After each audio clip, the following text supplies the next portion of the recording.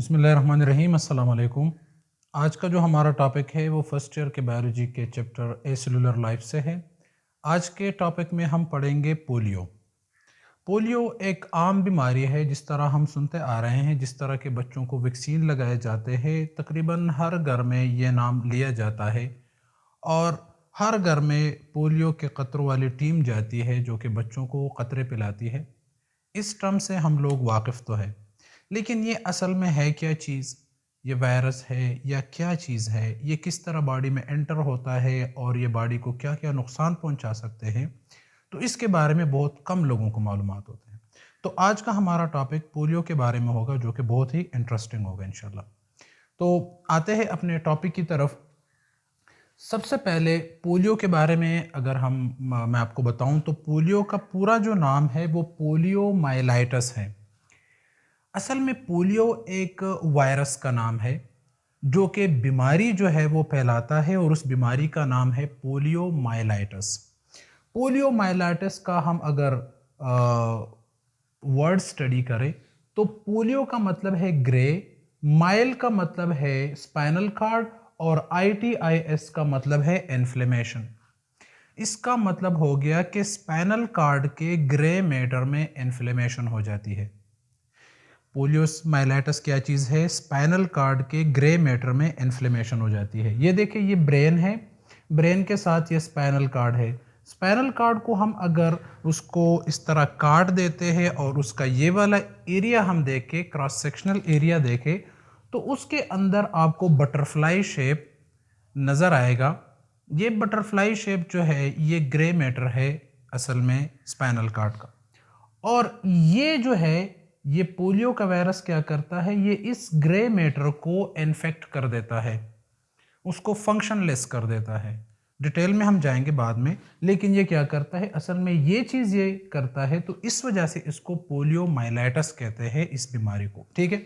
अच्छा, spinal cord signals from the brain and spinal cord are no longer received from the infected area, leading to muscles atrophy and shrinkage. असल में इसके अगर हम process के बारे में जाते हैं, ये किस तरह बॉडी के अंदर जाता है, इसका स्ट्रक्चर हम पहले पढ़ेंगे, फिर बॉडी के अंदर कैसे जाता है और किस तरह न्यूरॉन को इन्फेक्ट कर देता है, और फिर क्या होता है। थोड़ा मैं सबसे स्टार्ट में इसके स्ट्रक्चर की तरफ जाता हूँ। अगर इसके स्ट्रक्चर को हम देखें तो इसका जो स्ट्रक्चर है ये क्या चीज़ है, इसका एक कैप्सिड बना हुआ है, कैप्सिड के अंदर RNA पड़ा हुआ है, RNA के ऊपर शेल है और शेल के ऊपर मेम्ब्रेन है।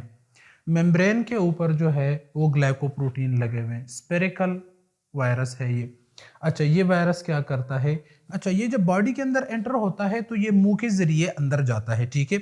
मुंह में एंटर होते ही किस चीज़ से, अगर किसी बंदे को पोलियो है, वो बंदा छींकता है, खांसता है, उसके मुंह से जो है वो जो है ना वो सलाइवा निकलता है, वो किसी के मुंह के अंदर चला जाता है सलाइवा, या वो कोई फूड खा रहा है और उस फूड के ऊपर वो सलाइवा पड़ता है और वो खा ले, कंटामिनेटेड फूड है, वाटर है, जो कुछ भी है।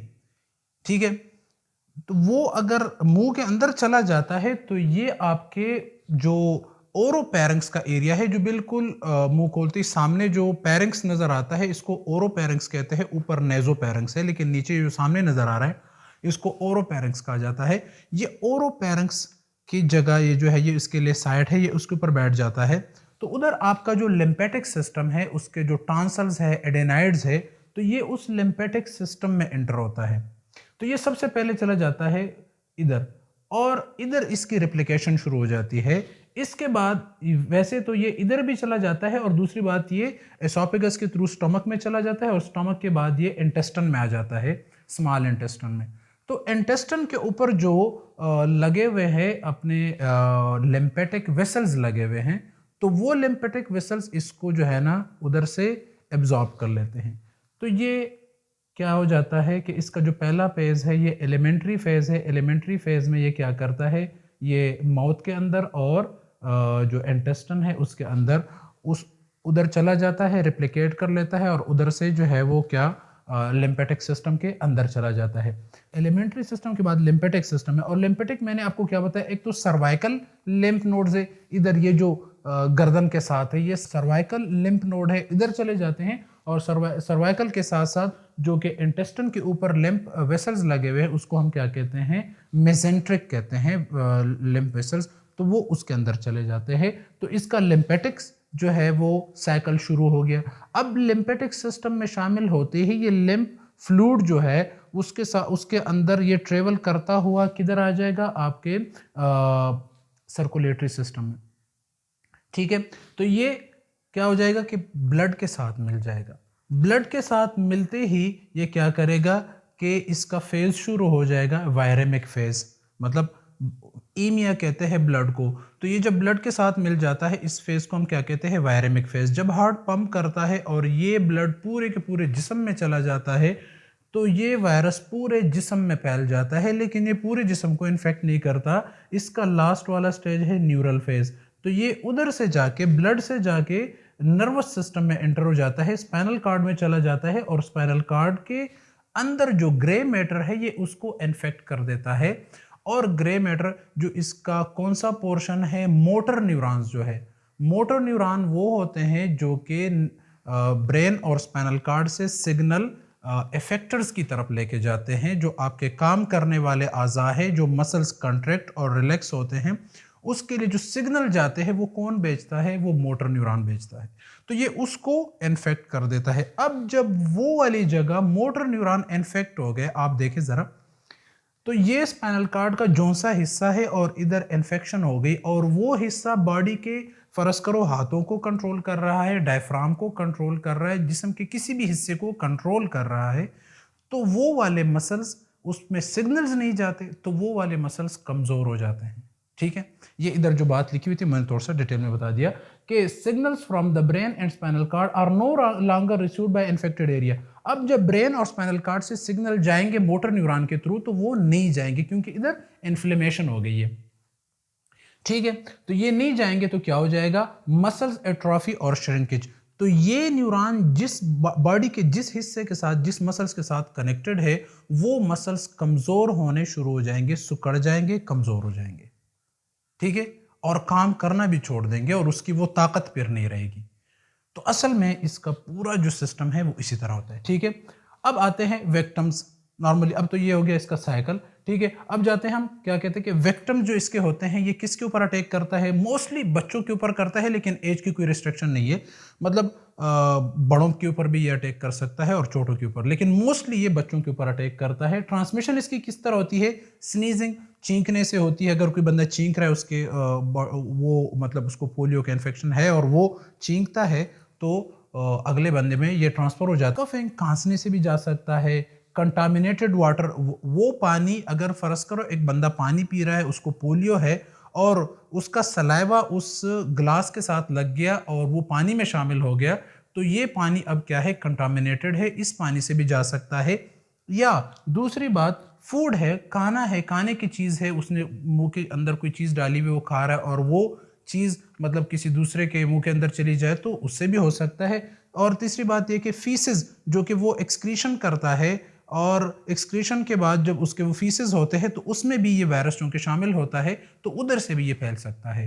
ठीक है, वो हाथ सही तरीके से नहीं धोता, वो मतलब उसके हाथ गंदे हैं, आपके साथ हाथ मिला लिया और आपने वो हाथ जो है वो मुंह में डाल दिया, मतलब कोई खाने की चीज़ मतलब उन हाथों से आपने पकड़ ली और वो चीज़ आपने खाई तो उसके साथ भी जा सकता है। बहुत ही ख़तरनाक चीज़ है। ठीक है, अब इसका जो होता है इंक्यूबेशन पीरियड। इंक्यूबेशन पीरियड क्या होता है कि ये बॉडी के अंदर चला जाता है और ये अपना पूरे का पूरा साइकिल कब कंप्लीट करता है, मतलब जब ये अपीयर हो जाता है, ये सिम्टम्स अपीयर करता है, तो ये 7 से 14 दिन तक का होता है। ठीक है, मतलब इससे पहले इंसान को कोई नहीं पता चलता कि वायरस बॉडी के अंदर जा चुका है। मतलब 7 या 14 दिन के दरमियान इंसान को फील हो जाता है कि इन्फेक्शन शुरू हो गया। ठीक है, अच्छा, इसके सिम्टम्स जो होते हैं, अब सिम्टम्स के ऊपर आते हैं। Most of the cases polio जो होता है ये एसिम्टोमेटिक होता है। आप देखिए 90 to 95% एसिम्टोमेटिक होता है। एसिम्टोमेटिक का मतलब है कि इसके सिम्टम्स नहीं होते।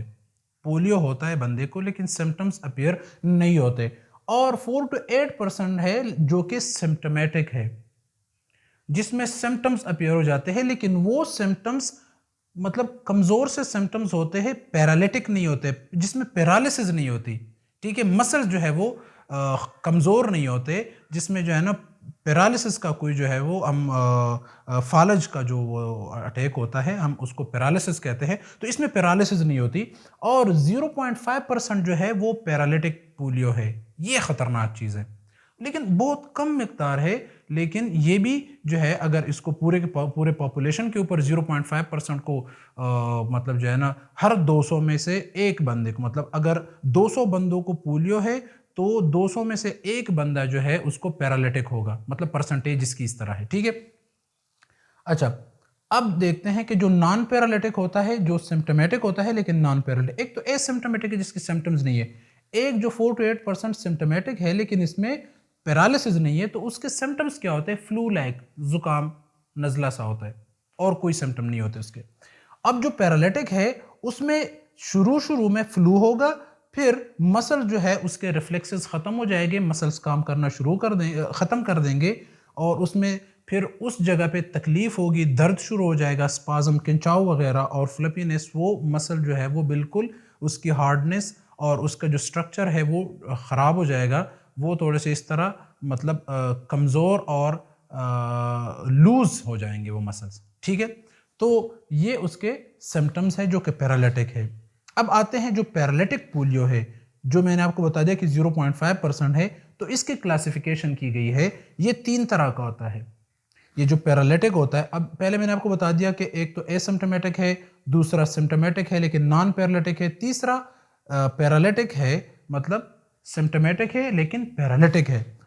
ये पैरालिटिक जो है इसमें फिर हमारे पास क्या है, ये 3 तरह के हैं, ठीक है। 3 तरह के किस तरह है कि एक स्पाइनल पोलियो है, एक बुल्बर पोलियो है और एक बुल्बर स्पाइनल पोलियो है। स्पाइनल पोलियो में क्या होता है कि paralysis in the arms and legs. अब स्पाइनल जो पोलियो होता है उस जब वो काज हो जाता है तो उससे हाथ और पाँव जो है वो इन्फेक्ट होते हैं, वो जगह जो है वो ख़राब हो जाती है, वो काम करना छोड़ देते हैं, उसमें पैरालिसिस हो जाती है, फालज का दौरा पड़ता है उसमें, जो कि डायफ्राम, जो कि एब्डोमिनल कैविटी और चेस्ट कैविटी को अलहदा करता है। एक डायफ्राम हमारे जो है वो चेस्ट कैविटी और एब्डोमिनल कैविटी के दरमियान पड़ा हुआ है, जो कि सांस लेने में हमें मदद देता है, ठीक है। तो मतलब वो वाला जो डायफ्राम है वो भी जो है ना इसमें इफेक्ट हो जाता है। अब जब ये बुल्बर पोलियो में ये डायफ्राम जो है वो इफेक्ट हो जाए, ठीक है, तो फिर सांस लेने में दुश्वारी होती है, फिर बंदा सांस नहीं ले सकता, ठीक है, क्योंकि उसके मसल्स खराब हो जाते हैं। और तीसरा बुल्बर स्पाइनल है जिसमें दोनों के सिम्टम्स होते हैं, इसमें हाथ पाँव जो है वो काम करना छोड़ देते हैं और साथ साथ में जो है वो ब्रीथिंग डिफिकल्टी भी आ जाती है। अब मैंने आपको बता दिया कि इसमें क्या होता है, बुल्बर में, स्पाइनल पोलियो में हाथ और पाँव जो है वो काम करना छोड़ देते हैं, बुल्बर पोलियो में डायफ्राम जो है वो काम करना छोड़ देता है, बुल्बर स्पाइनल में क्या होता है कि इसमें दोनों मतलब हाथ पाँव भी खराब हो जाते हैं और साथ साथ में डायफ्राम भी खराब हो जाता है, तो इसमें दोनों सिम्टम्स आ जाते हैं, ठीक है। अब आते हैं इसके ट्रीटमेंट की तरफ। तो ट्रीटमेंट में मेडिसिन दी जाती है, हीटिंग पैड्स दिए जाते हैं, जो सी जगह पे मसल्स कमज़ोर हो गए हैं तो उधर गर्म पैड्स लगाए जाते हैं ताकि तकलीफ़ कम हो। वैसे परमानेंट इसकी कोई ट्रीटमेंट नहीं है। और दूसरी बात यह कि क्या हो जाता है, इसमें वैक्सीन दिए जाते हैं फॉर प्रिवेंशन, लेकिन वैक्सीन इन्फेक्शन के बाद नहीं दिए जाते, इन्फेक्शन से पहले दिए जाते हैं। जब तक किसी को पोलियो की बीमारी नहीं लगी होती ना, तो उससे पहले वैक्सीन दिए जाते हैं, बच्चों को कतरे पिलाए जाते हैं। तो वो जो वैक्सीन होते हैं ये प्रिवेंशन के लिए होते हैं कि आगे जाके इस इंसान को जो है ये बीमारी ना लगे। और वो वैक्सीन क्या करते हैं कि वो बॉडी के अंदर एंटीबॉडीज़ प्रोड्यूस कर देते हैं। जब आपके एंटीबॉडीज़ बन जाते हैं तो आपको फिर अगर इस तरह की शिकायत होती है, अगर मतलब किसी बंदे को पोलियो है और उसके साथ आप कांटेक्ट में आ गए हैं और उसकी बॉडी से आपके बॉडी के अंदर वायरस चला गया, तो वो वायरस आपको नुकसान नहीं पहुंचा सकेगा, क्योंकि आपके एंटीबॉडीज़ उसको नुकसान पहुंचाने से पहले ही ख़त्म कर देंगे। तो उससे पहले वैक्सीन लगाने ज़रूरी है। ये वैक्सीन 2 तरह के होते हैं, एक IPV इसको कहते हैं और दूसरे को कहते हैं OPV।